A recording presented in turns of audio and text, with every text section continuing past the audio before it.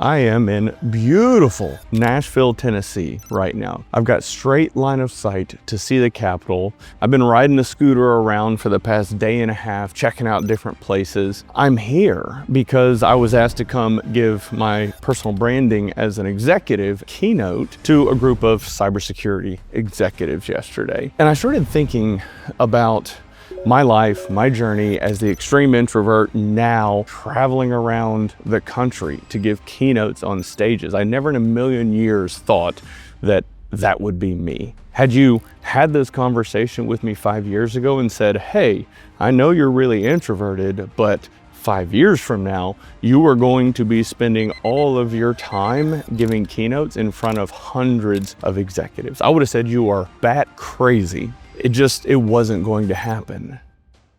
And so whenever I think about a lot of these executives that I meet after I step off stage, so many of them have an incredible story and journey and want to share the lessons. There's this deep-seated desire to be able to help others, but they don't quite know how. So I started thinking about what message can I share to not just inspire, but talk through the steps to actually make that happen. Whenever I first started becoming part of Gartner and Cyber Risk and all of these other communities, I wasn't giving keynotes.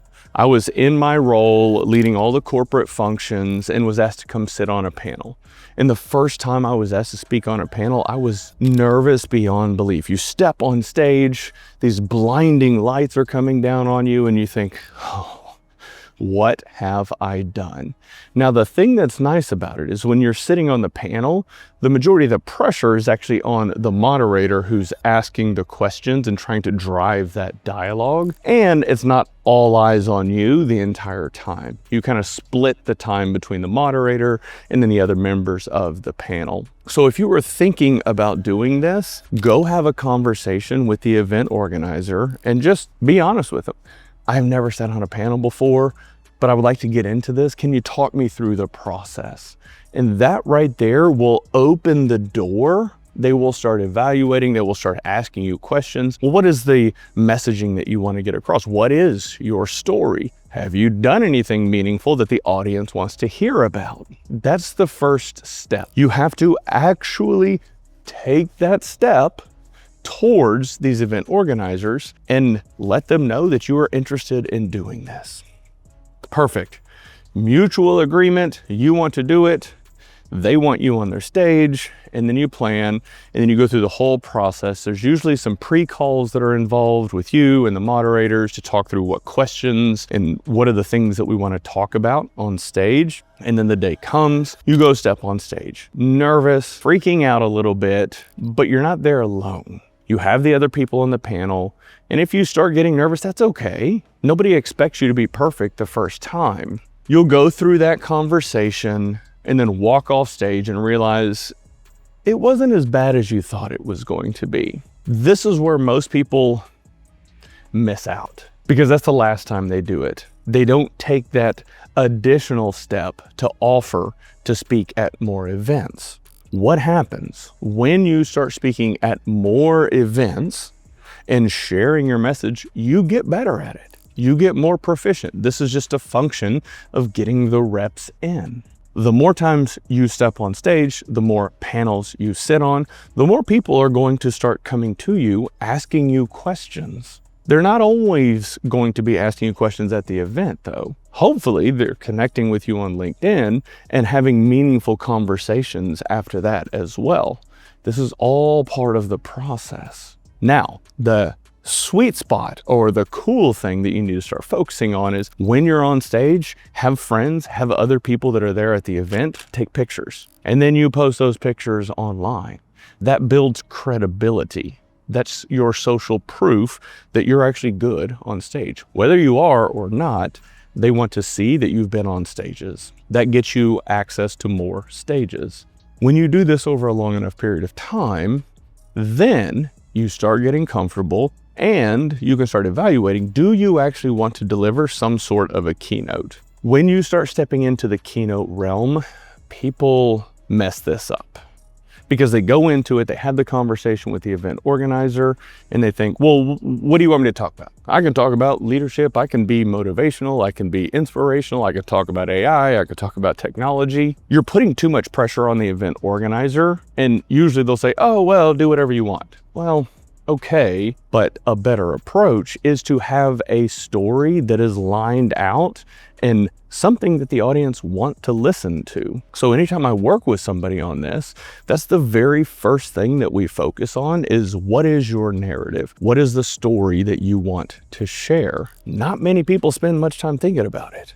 But when you have your story, your narrative, you want that to be about 75 to 80% of what you are going to say on every single stage. Whether it's sitting on a panel, whether it's giving a keynote, you've got 75 to 80% of your core story that you repeat and you repeat and you repeat over and over.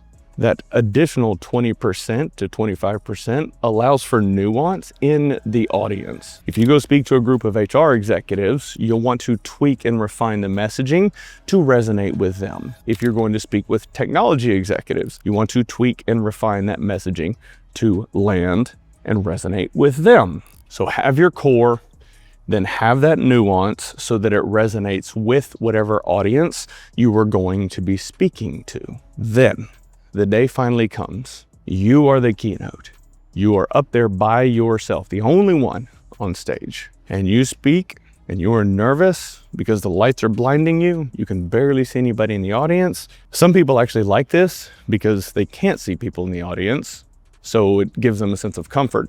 I don't really like it because I need to be able to read the people in the audience to understand, am I losing them? Are they actually paying attention? I'll be transparent and real and shit. Okay, and we're back. Once you start giving more keynotes, you start getting more comfortable, you start being able to read the audience and understand, are they swiping on their phone or are they leaning in? Are they locked in? Are they actually taking notes on the things that you're saying? This has been a turning point for me as a speaker, and I'll get real with you guys. There have been a few instances where I started to, I'm not going to say get emotional, but there's a sense of pride of how far I have come. Because whenever I start speaking and everybody's eyes all locked in and they're leaning in, it reminds me of how far I have come. I'm no longer that quiet, shy, reserved introvert that's using filler words and